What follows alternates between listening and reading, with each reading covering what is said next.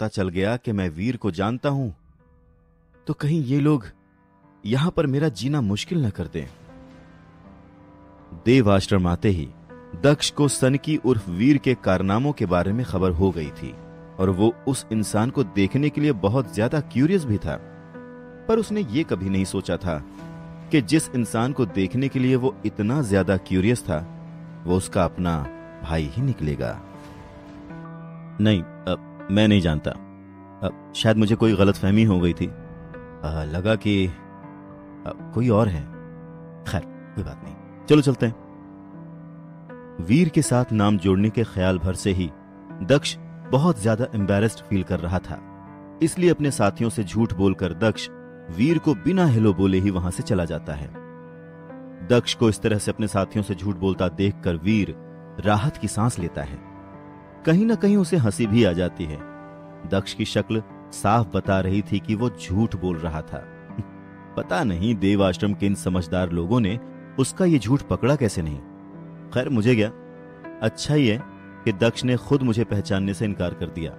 जितना मैं दक्ष को जानता हूं, मेरे सनकी होने के स्टेटस की वजह से अब वो मेरी जासूसी करने की तो सोचेगा भी नहीं। अच्छा ही है, दक्ष खुद ही मुझसे दूर रहेगा और जब उसे ही मुझसे कोई मतलब नहीं है तो फिर मुझे भी उसके यहां होने से कोई परेशानी तो नहीं होनी चाहिए।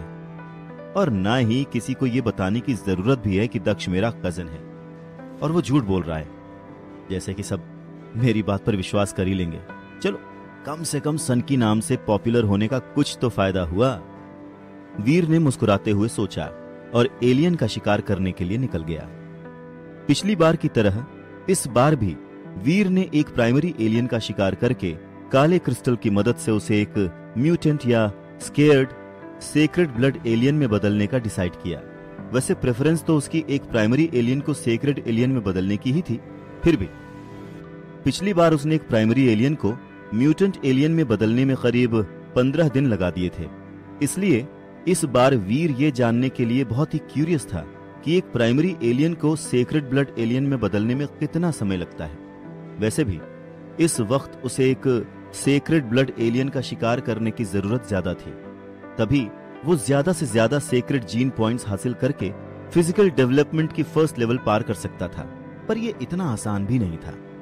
एक जंगली म्यूटेंट एलियन का शिकार करना फिर भी काफी आसान है, लेकिन एक सेक्रेड ब्लड एलियन का शिकार करना लगभग नामुमकिन होता है। एग्जाम्पल के तौर पर उस पहाड़ी वाले सेक्रेड ब्लड एलियन को ही ले लो।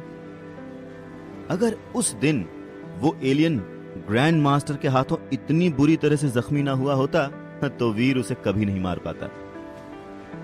इसीलिए किसी सेक्रेड ब्लड एलियन का शिकार करने की कोशिश करके अपनी जान खतरे में डालने के मुकाबले वीर को एक प्राइमरी एलियन को म्यूटेंट या सेक्रेड ब्लड एलियन में बदलना ज्यादा आसान लगता है। तो इसीलिए आज उसने सोचा कि पहाड़ों की तरफ जाया जाए, क्योंकि तांबे के दांत वाले गैंडों का शिकार करके वो पहले ही बहुत ज्यादा खास जीन पॉइंट्स हासिल कर चुका था। इसलिए अब वो इन गैंडों का और ज्यादा शिकार नहीं कर सकता था और ना ही वो करना चाहता था। बस यही वजह थी कि इस बार वो किसी दूसरे प्राइमरी एलियन की तलाश में निकला था। उनमें से काफी एलियंस की एनर्जी हासिल करके वो खास जीन पॉइंट्स भी हासिल कर लेगा और उसके बाद एक अधमरे एलियन को देव आश्रम वापस लाकर उसे एक सेक्रेड ब्लड एलियन में बदल देगा। तक्षिका गुफा वो जगह थी जिसे शिकार करने के लिए वीर ने इस बार चुना था। पहाड़ों के बीच मौजूद ये गुफा काफी सुनसान थी, इसीलिए यहाँ पर इंसानों का आना जाना लगभग ना के बराबर था। उससे भी ज्यादा खतरनाक बात यह थी कि इस गुफा के अंदर रहने वाले एलियंस प्राइमरी चमकीले बिच्छू थे। तक्षिका गुफा इतनी ज्यादा पतली और अंधेरी थी कि कभी कभी आग के बावजूद उस गुफा के अंदर मौजूद चमकीले बिच्छू नजर ही नहीं आते थे। अगर एक बार इन बिच्छुओं ने डंक मार दिया तो बस 3 से 5 मिनट में ही इंसान की मौत हो जाती है। इसलिए बहुत ही कम लोग तक्षिका गुफा के चमकीले बिच्छुओं का शिकार करते हैं। पर वीर के साथ ऐसी कोई प्रॉब्लम नहीं थी। अब जब उसके पास सेक्रेड ब्लड डेविल सोल है, तब वो किसी भी चीज का सामना कर सकता है। ये चमकीले बिच्छू उसे कोई नुकसान नहीं पहुंचा पाएंगे। चमकीले बिच्छू चुनने के पीछे वीर की अपनी वजह थी। पहली ये कि इस गुफा में वो बाहर के लोगों से आसानी से छुप सकता है, और दूसरी वजह ये कि एक चमकीला बिच्छू सिर्फ एक मुट्ठी के बराबर होता है, तो वीर के लिए उनकी बॉडीज को देव आश्रम ले जाना बहुत ही आसान रहेगा। अच्छा, तीसरी वजह ये कि अगर उसकी किस्मत अच्छी रही और उसके हाथ चमकीले बिच्छू की डेविल सोल लग गई, तब तो उसकी लॉटरी लग जानी है। चमकीले बिच्छुओं की डेविल सोल से बना हथियार एक मिलिट्री नाइफ के जैसा है, जो बहुत ही शार्प और जहरीला होता है। इसीलिए एक प्राइमरी डेविल सोल होने के बावजूद इसकी कीमत एक म्यूटेंट डेविल सोल के बराबर है।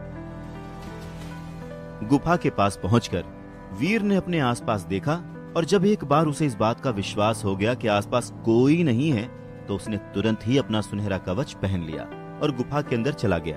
अब क्योंकि देवाश्रम में अभी भी लाइट के मॉडर्न तरीके शुरू नहीं हुए थे, इसीलिए वीर को मशाल का इस्तेमाल करना पड़ रहा था। लेकिन बावजूद इसके मशाल भी वो कुछ ही फीट दूर तक देख पा रहा था। उस पर से जब